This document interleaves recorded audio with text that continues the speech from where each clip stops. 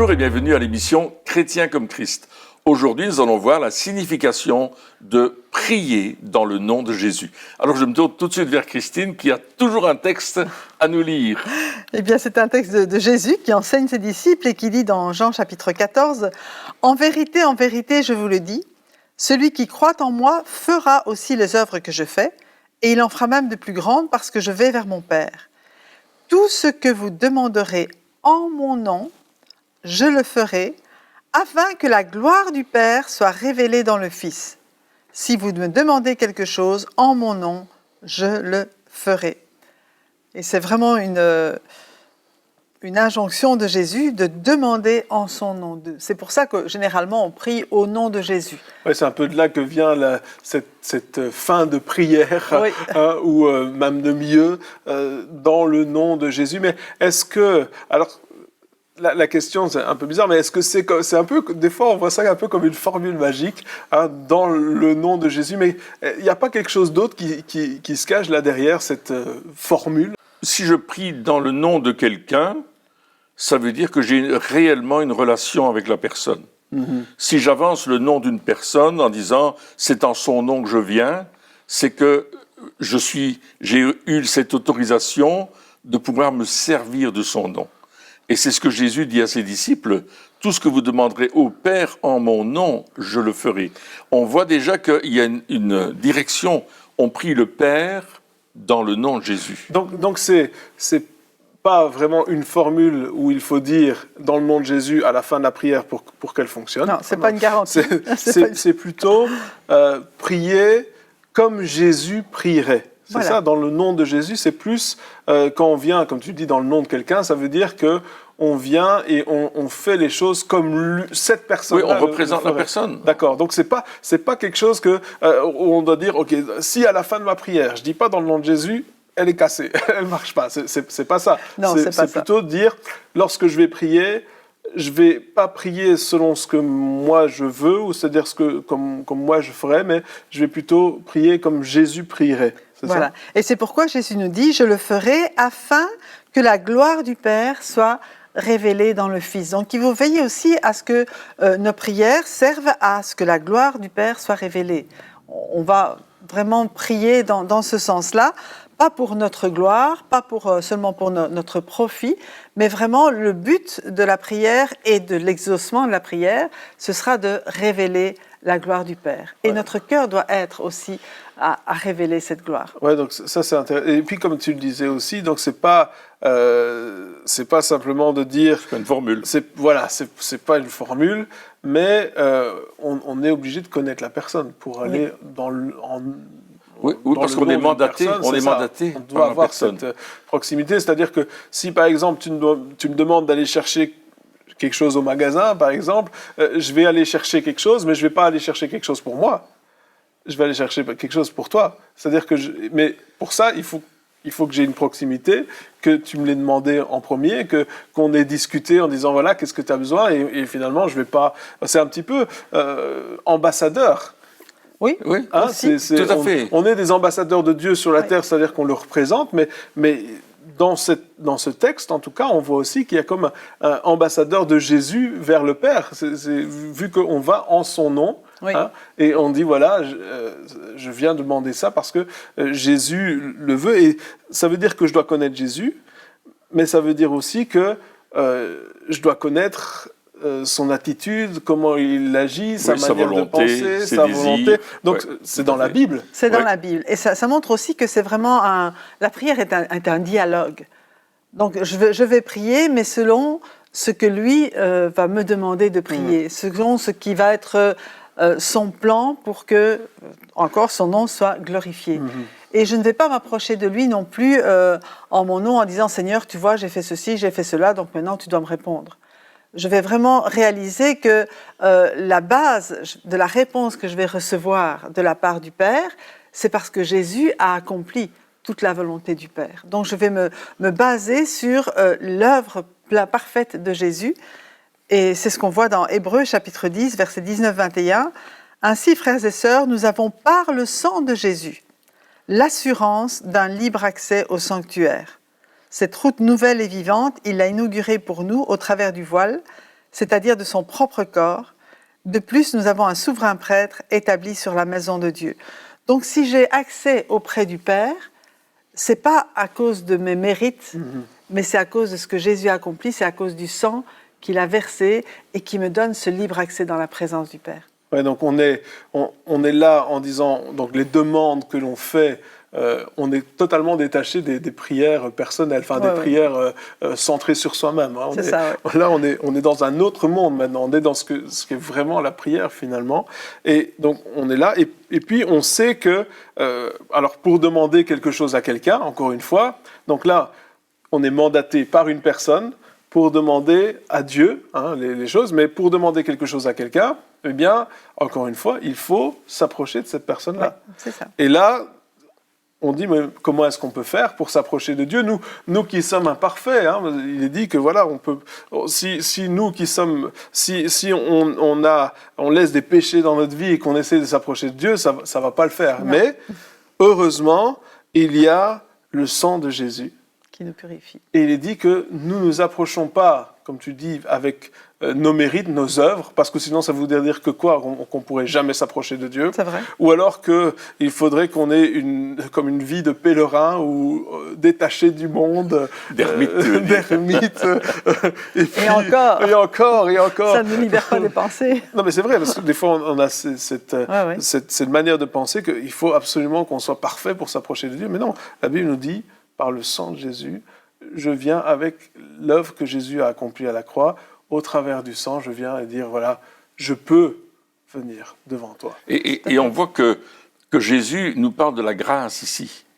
Parce que s'adresser au Père dans le nom de Jésus-Christ représente non plus une loi qui avait été dans l'Ancien Testament. Si tu voulais aller vers Dieu, il fallait offrir des sacrifices pour ton péché, il fallait que le sacrificateur fasse certaines prières qui t'aspergent de son sang d'une certaine manière. Ici, on se rend compte qu'on est dans le domaine de la grâce, de la miséricorde de Dieu, et que je vais aller au Père parce que Jésus a tout accompli à la croix, et il est le chemin, la vérité et la vie qui me mènent au Père. Personne ne vient au Père si ce n'est par lui. Et une manière d'aller au Père, justement, c'est de passer par Jésus et de prier le Père dans le nom de Jésus. Et ça, c'est la différence entre l'Ancienne Alliance et la Nouvelle Alliance. La différence entre la loi et la grâce. Dieu nous dit, vous êtes dans la grâce, demandez en mon nom et mon Père va vous répondre pour que moi, je sois glorifié. Oui. Et en fait, c'est la seule manière, parce que Jésus a dit, je suis le chemin, la vérité et la vie. Nul ne vient au Père que par moi. Il a donné ce chemin. Oui, donc il y a vraiment cette manière de faire les choses qui fonctionne, parce qu'il est dit, tout ce que vous demanderez. Donc ce n'est pas juste une chose, c'est vraiment tout. Alors, encore une fois, les personnes disent, mais tout ce que je demande, ça veut dire que je peux faire ce que je veux. Je vais demander une Ferrari, je vais demander une maison avec piscine, je vais demander... Mais c'est pas du tout ça. C'est pas dans ce sens-là. C'est pas du tout la manière de... C'est pas comme ça que Jésus a parlé. Jésus, il a parlé en disant, non, tu vas chercher quelle est ma volonté, tu vas chercher mon cœur, tu vas chercher l'intimité avec moi, et tu vas voir que les demandes, et on en a déjà discuté, mais les demandes, tes désirs vont changer, et là, tu vas arriver vers le Père et tu vas savoir qu'il n'y a plus rien il n'y a plus de cette séparation. On dit, on n'est plus sous l'Ancienne Alliance, mais sous la Nouvelle, on est sous cette grâce, le voile a été déchiré, donc il n'y a plus cette séparation qui était là entre Dieu et nous, et donc parce que nous savons que Dieu nous entend, nous savons que Dieu répond, parce que la volonté de Dieu, c'est de répondre. Exactement. C'est pas de dire « Ah oui, mais non, pas aujourd'hui, ou on verra bien, ou t'as pas fait assez... » Non, Dieu veut vraiment répondre à nos prières. Et l'objectif que Dieu nous assigne, c'est d'aller par tout le monde et de faire de toutes les nations des disciples, les baptisant au nom du Père, du Fils et du Saint-Esprit, et leur enseigner tout ce que le Seigneur nous a prescrit. Donc l'objectif de notre prière va être de remporter cette victoire en voyant des hommes et des femmes venir à Jésus, et les temps sont courts, ça presse. Donc plus je vais chercher la volonté de Dieu, plus je vais prier le Père dans le nom de Jésus. L'objectif, c'est pas pour moi-même, mais c'est pour que d'autres soient sauvés, pour que d'autres reçoivent la guérison, pour que d'autres reçoivent la liberté, pour que d'autres soient complètement renouvelés et qu'ils rentrent dans cette alliance dans laquelle nous sommes rentrés. Oui, donc cette vie de prière nous appelle à épouser une cause qui est bien plus élevée que notre vie ou le désir d'un succès humain, d'un succès selon ce monde. Alors que donc, cette vie de prière, quelque part, elle nous appelle à chercher plus. Et puis, alors, des fois, on peut se dire aussi, oui, mais et moi alors? Justement, Jésus disait, cherchez premièrement le royaume et la justice de Dieu, donc quels sont le plan de Dieu, le désir de Dieu, comment son royaume peut-il avancer aussi sur la terre, et puis tout le reste, qui sont les besoins naturels, Dieu les donne par-dessus. Mais ce qu'il veut, c'est que notre cœur soit attaché à ses désirs à lui. Il sait ce dont nous avons besoin. Il nous a formé un corps, il nous a mis sur cette terre dans un pays, avec des besoins, parce que je crois que quel que soit l'endroit où on est, les besoins peuvent être différents d'un endroit à l'autre, mais Dieu connaît tout cela et il veut répondre à nos besoins. Mais ce qu'il veut surtout, c'est que notre cœur soit attaché à ses besoins à lui, qui sont vraiment de toucher le monde entier avec l'Évangile. C'est un changement de mentalité aussi, parce que généralement, on a tendance, en tant qu'être humain, et je veux dire, c'est un peu naturel, c'est vrai, c'est notre nature qui prend le dessus, de demander à Dieu pour nos besoins, et de centrer notre vie de prière sur nos besoins. Alors que Jésus dit, mais non, cherchez d'abord le royaume, c'est-à-dire ce que Dieu veut faire, sa justice, comment lui veut agir, et aussi la manière dont il nous a justifiés, donc il veut sauver.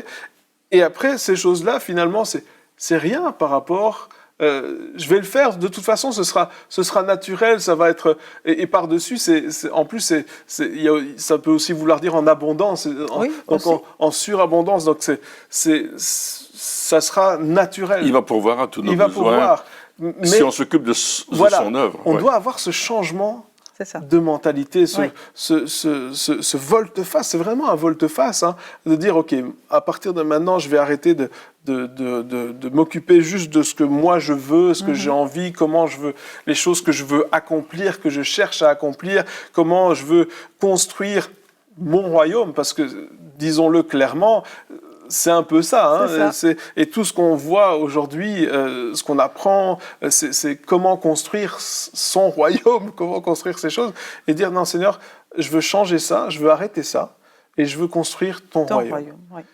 Et lorsqu'on fait ça, les choses changent, nos objectifs changent, notre manière de prier change, et les résultats changent aussi. Oui, comme tu le disais dans une émission précédente, notre objectif c'est de dépouiller l'enfer, pour remplir le ciel, pour amener un maximum de personnes dans le ciel.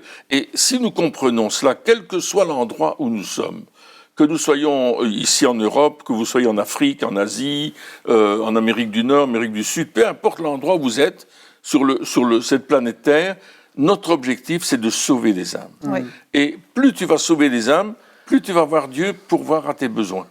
Plus tu vas faire la volonté de Dieu et prier pour telle et telle personne, plus tu vas voir Dieu venir t'aider. Et c'est pour ça que quand on fait, par exemple, du counseling, la relation d'aide avec des gens, de la cure pastorale, comme on l'appelle, simplement on s'attend à Dieu. Il y a toujours cette dimension de foi dans ma prière. Je vais prier le Père, mais je ne vais pas le prier n'importe comment, je vais le prier avec foi. Et je vais le prier dans le nom de Jésus parce que j'ai foi dans toute l'œuvre que Jésus a accomplie et comment il a renversé les dominations et les autorités, comme on l'a déjà lu, et comment il les a dépouillées, c'est-à-dire qu'il leur a enlevé toutes leurs armes, il les a mis à nu. Ils n'ont plus aucune force, aucun pouvoir. C'est nous qui avons reçu dans le nom de Jésus la force, l'autorité, la puissance pour renverser ces dominations. Oui, donc quand on prie dans le nom de Jésus, c'est aussi prier en réalisant la victoire que Jésus a remportée et pas nous. C'est-à-dire que ça ne dépend pas non plus de nos forces. C'est-à-dire qu'il y a des jours où on est en pleine forme et puis il y a des jours où on se sent faible. Il y a des jours où on est malade. Il y a des jours où on n'est pas d'humeur. Et si on se basait sur nos capacités, c'est-à-dire aussi des fois notre force mentale, en disant oui, mais aujourd'hui j'y crois, aujourd'hui je suis à fond, donc aujourd'hui je sais que Dieu va répondre, et puis un autre jour, non, aujourd'hui là ça va pas du tout. Et si on se basait sur cela, alors on aurait des jours avec réponse aux prières et des jours sans. Mais heureusement, ça se passe. La réponse ne dépend pas de nous. Non. Mais elle dépend de la victoire que Jésus a acquise à la croix. C'est ça. Et peut-être un petit témoignage. Dans le temps, on avait un café chrétien où on faisait de l'évangélisation. Et c'est souvent les jours où, moi, personnellement, j'étais le moins en forme que je voyais le plus de résultats. Ouais, parce que c'est Jésus qui agit. Et on a ce privilège que non seulement on prie au nom de Jésus, mais Jésus vit en nous. Donc, il vient aussi prendre la place dans notre vie. On n'est pas tout seul. Même dans la prière, on n'est pas tout seul. C'est lui qui vient intercéder. Non seulement il intercède pour nous, mais il intercède aussi à travers nous. Et je pense que c'est important de réaliser cela, que Jésus vit en nous. Et plus on va laisser le caractère de Jésus se développer en nous pour qu'on lui ressemble davantage, eh bien, on va voir encore plus de résultats. Et dans ce sens, Galates chapitre 2, verset 20, donc Paul dit « J'ai été crucifié avec Christ. Ce n'est plus moi qui vis, c'est Christ qui vit en moi. Et ce que je vis maintenant dans mon corps, je le vis dans la foi au Fils de Dieu qui m'a aimé et qui s'est donné lui-même pour moi. » Donc, ces paroles « J'ai été crucifié avec Christ ». Quelque part, Jésus a dit si quelqu'un ne renonce pas à lui-même, il ne peut pas être mon disciple. Donc, c'est notre vieille identité, quelque part, qui a été crucifiée avec Christ. Oui. Et maintenant, elle a été crucifiée à la croix, et maintenant, on a une nouvelle identité. Et puis, on dit, mais c'est plus moi qui vis, c'est-à-dire que je vis plus selon mes mérites, c'est Jésus qui vit en moi. Il a tout accompli. Et c'est la raison pour laquelle quand je prie le Père et que je m'aligne avec la volonté de Dieu, j'ai l'assurance qu'il va me répondre.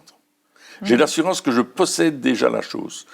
Là, il y a la dimension de la foi, encore une fois, qui va nous permettre d'atteindre l'objectif. Je crois que Dieu l'a fait et je vais marcher dans cette conviction que Dieu a accompli sa volonté. Et il y a un texte de 1 Jean 5, 14 et 15 qui dit « Nous avons auprès de lui cette assurance que si nous demandons quelque chose conformément à sa volonté, il nous écoute. Et si nous savons qu'il nous écoute, quelle que soit notre demande, nous savons que nous possédons ce que nous lui avons demandé. » C'est un texte formidable. Ouais. Mais c'est ça, donc c'est selon sa volonté, on parle de Christ qui vit en nous, on parle de laisser Christ vivre au travers de nous, et donc quelque part, plus dans ma vie, je vais m'aligner avec Christ, c'est-à-dire que je vais ressembler à Jésus, plus mes prières vont être efficaces parce que ce sont celles que Jésus prierait, donc ou prie. Donc il y a vraiment cette intimité, encore une fois, de dire, et Jean-Baptiste le disait, que Christ grandisse, que je diminue. Il y a ce besoin de dire, je sais ce qui est efficace. C'est ça, je sais ce qui est efficace. Prier dans le nom de Jésus, c'est efficace. Mais prier dans le nom de Jésus, ça veut dire prier comme Jésus prierait. Et pour prier pleinement comme Jésus prierait, je veux lui ressembler. Et donc, on adopte une attitude de dire, je vais ressembler davantage à Jésus. Et là, je vois que peu importe ce que je vais demander, je vais le recevoir. Pourquoi ? Parce que Jésus, lorsqu'il priait, il recevait. Il n'y a aucun sujet où il priait, il n'avait pas de réponse. À chaque fois, Dieu agissait. À chaque fois, il y avait des réponses. Et donc, on doit suivre ce qui fonctionne. Et Jésus disait, je fais ce que je dois faire au Père. Maintenant, le Père agit et moi aussi j'agis. Il dit ça dans l'évangile de Jean, chapitre 5, verset 19. Et l'important, c'est, je fais ce que je dois faire au Père. Il y avait cette communion, cette intimité. Et on voit Jésus, quand il a accompli des miracles, il se retire sur la montagne et il va adorer le Père. Il est tout seul, il va dans la présence du Père. Donc la prière, c'est aussi prier dans le nom de Jésus, mais c'est aussi à un certain moment être reconnaissant de ce que Jésus a accompli. Alors, certains pourraient se poser la question, on peut se poser la question, mais ok, alors je vois ce qui est efficace, je comprends comment ça fonctionne, mais dans ma vie de tous les jours, comment je fais? Comment je fais pour m'aligner avec Jésus, pour ressembler à Jésus? Comment est-ce que je peux faire? Je crois qu'il faut, dans la parole de Dieu, elle nous décrit comment est Jésus. Et il faut laisser par le Saint-Esprit nous transformer à l'image de Jésus. Paul disait, soyez continuellement renouvelés dans votre intelligence. Mais en même temps, il disait dans Romains chapitre 12, est-ce que tu veux prendre Romains chapitre 12, les versets 1 et 2, parce que je parle souvent du verset 2, mais le verset 1 est très important, d'offrir notre vie en sacrifice vivant. Vas-y. Je m'excuse, je l'ai en anglais. Ok. Je vais vous le donner en français tout de suite. Voilà.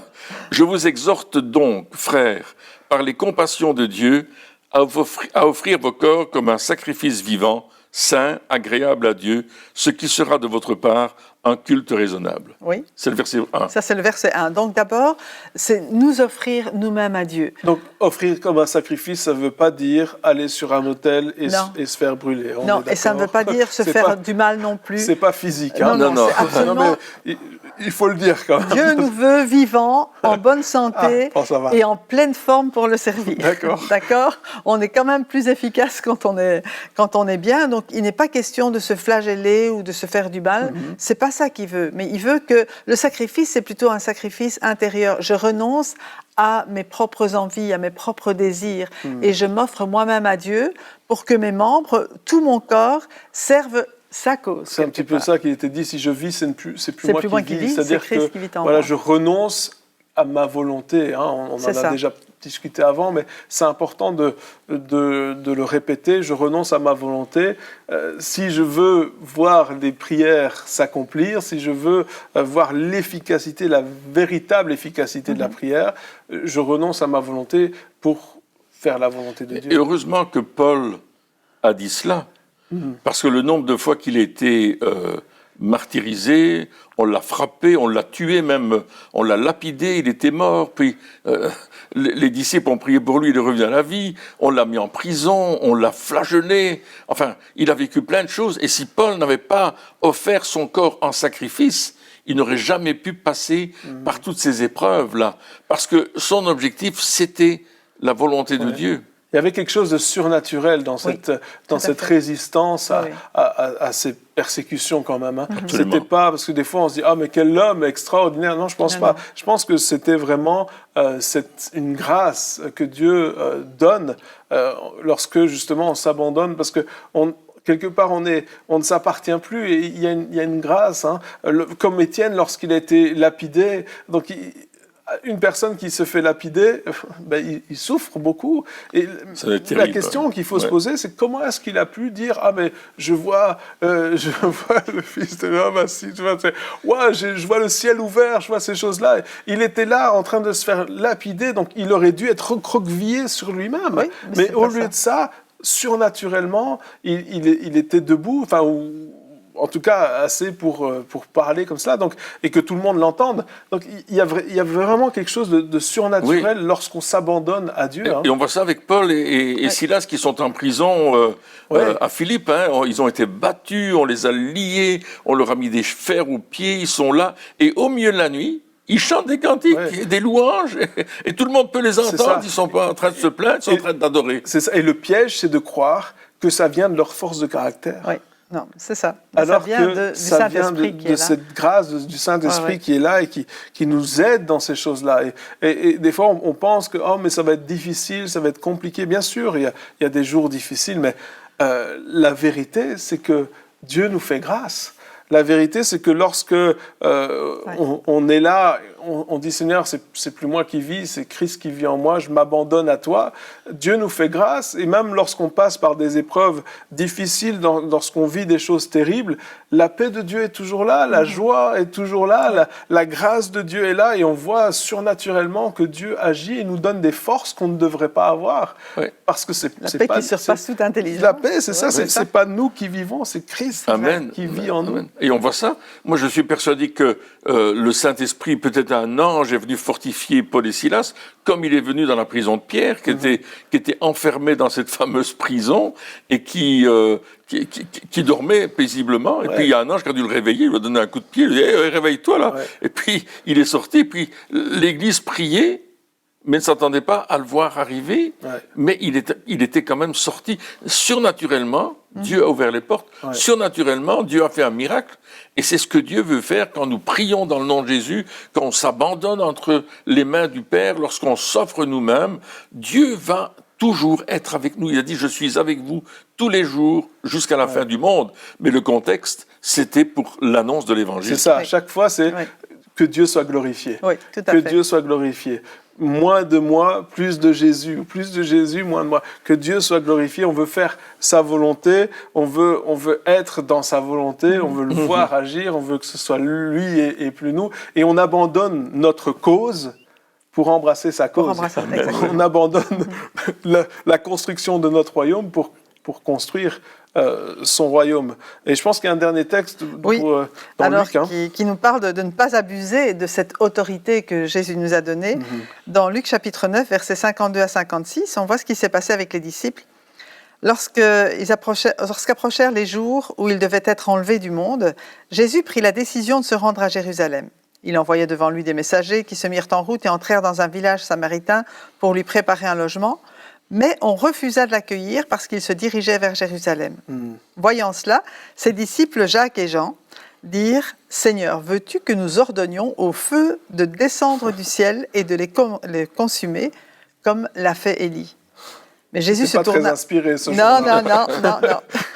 Et là, je vais dire, OK, on nous fait du mal, on va se venger, mais non, c'est pas ça.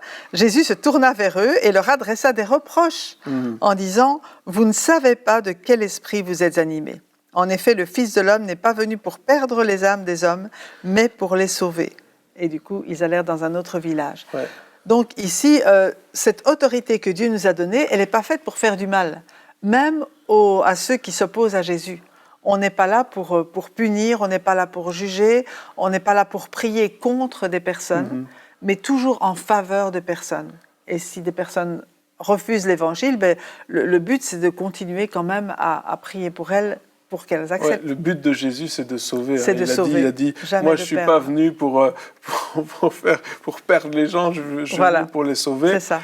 Et en même temps, lorsqu'on laisse Jésus grandir en nous, son attitude aussi grandir en nous, ça va être naturel. Ouais, l'amour de Jésus va grandir dans le cœur aussi. On n'aura plus de désir de vengeance, de jugement, de condamnation, mais on aura un désir de salut, parce que ce qui a motivé Jésus à venir, à se sacrifier, à donner sa vie, c'est pour nous sauver. C'est pour le salut. Et ce qui nous motive, nous, à aussi offrir nos vies, et ça ne veut pas juste dire pour les ministères, mais pour chaque chrétien, chaque membre, à faire ce que Dieu veut, notre motivation, c'est pour le salut des âmes, pour voir les âmes sauvées, et c'est pour ça que nous prions dans le nom de Jésus. Amen. Eh bien, chers amis, merci de nous avoir encore suivis pour cette émission, et puis on se retrouve très bientôt pour la suite.